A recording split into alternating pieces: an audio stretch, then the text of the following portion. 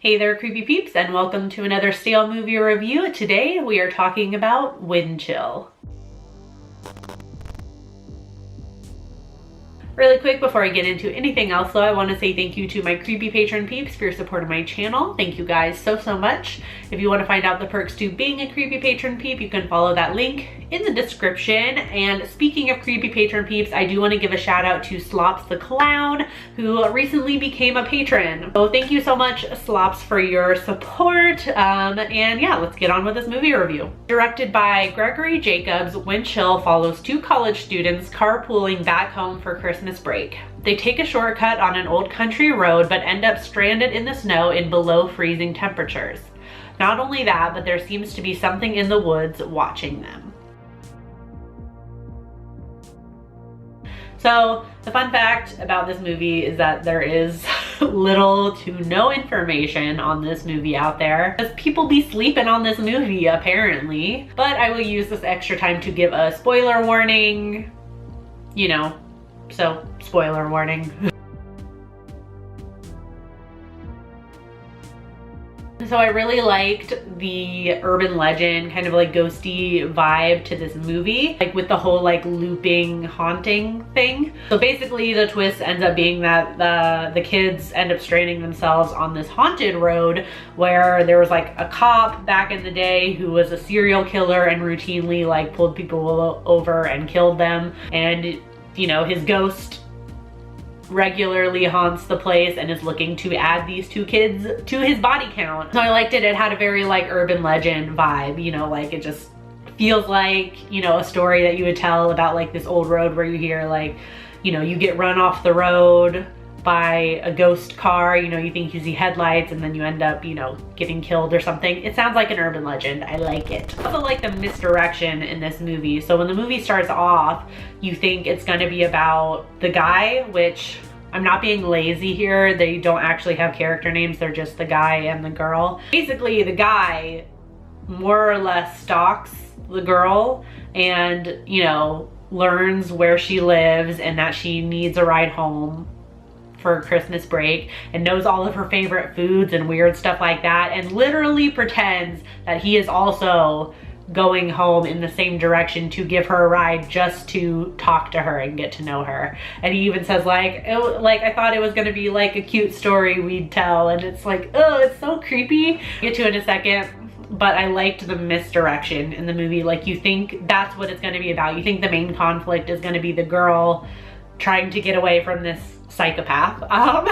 Turns out that's not what it actually is about, but I like that they throw you off with that. So when like the haunting stuff starts happening, you're like, wait a second, what? But I have to talk about how the filmmakers totally conflict you about the guy, because he's totes creepy. Like, it's creepy. He like plants all her favorite foods and like literally lives like 5 minutes from campus in reality, and he's gonna drive like 6 hours out of his way just to talk to this girl. Like, it's weird. And you know, I had to ask myself partway through the movie, like, what the F the girl was thinking. Like, I'm like, Emily Blunt, like, come on, girl. Like, she like falls for him, you know, and I'm just like, ugh.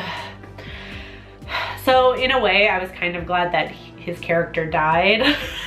I know that's mean, because I'm just like so not into the like the trauma bonding thing. I'm just like, come on. But it was a nice like kind of conflict I had in the movie, like, you know, thinking about these characters, like why, like what would make her character, you know, think that way, or, you know, I don't know.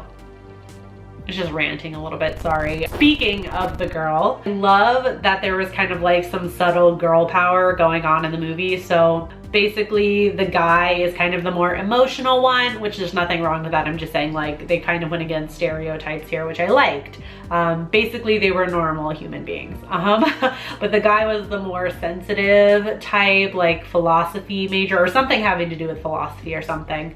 The girl is an engineering major and she's very smart. Like, she has like these actually kind of genius ways to call for help. Like, there's something, I won't give everything away, but something with like a telephone pole where she figures out how to tap into it to, like, you know, call for help. And she knows like survival skills from, you know, like ski camp and things like that. So it's like, I don't know, it was, I would say it's like role reversal, but it's like stereotype reversal. basically. It was subtle. It wasn't like in your face, like trying to shove this in your face, like look at these stereotypes we're breaking.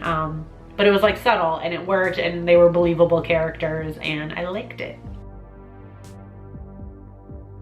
The only thing I can really say I dislike about this movie, and this is, I mean, it's a review, so it's all personal opinion anyway, but this is like a really like personal thing, that it's, these types of movies for me are kind of like found footage movies where I have like a rocky relationship with these like isolation type movies. They can, so basically the rocky relationship is that it can go south really quick for me. Like I get bored really easily if film doesn't keep it fresh enough with the location, like, and that's part of the horror, like in these isolation type movies, like being stuck in this one spot, and I get that, and sometimes it works really well, but like I said, again, for me it can easily go wrong where I get bored really fast, and it's kind of just a personal preference thing. So I did get bored a little bit in the middle of the movie with you know, being in the same location, like even outdoors wise, like on the stretch of road that they are, and then a lot of the movie is also spent inside the car as well, which is a little bit boring, but you know.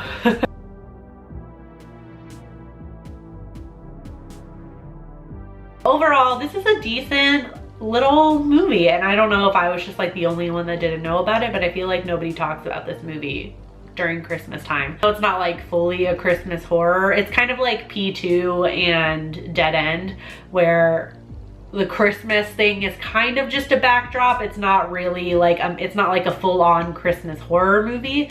So if you want something that's like kind of like wintry and kind of Christmassy this time of year, but not like in your face Christmas horror, I would definitely add this to your yearly watch list. I can add it to my yearly watch list. Like I kind of liked it. Like it was different. I liked it. So I'm gonna give it a 3.5 out of 5. On IMDb, it has a 5.9 out of 10. On Rotten Tomatoes, it has a 46% critic score and a 31% audience score. And on Letterboxd, it has a 2.6 out of 5. It is available to watch on Amazon, so I'll leave an affiliate link in the description if you want to check it out for yourself. Obviously, there's no pressure to use that link, but if you do, it does help out the channel.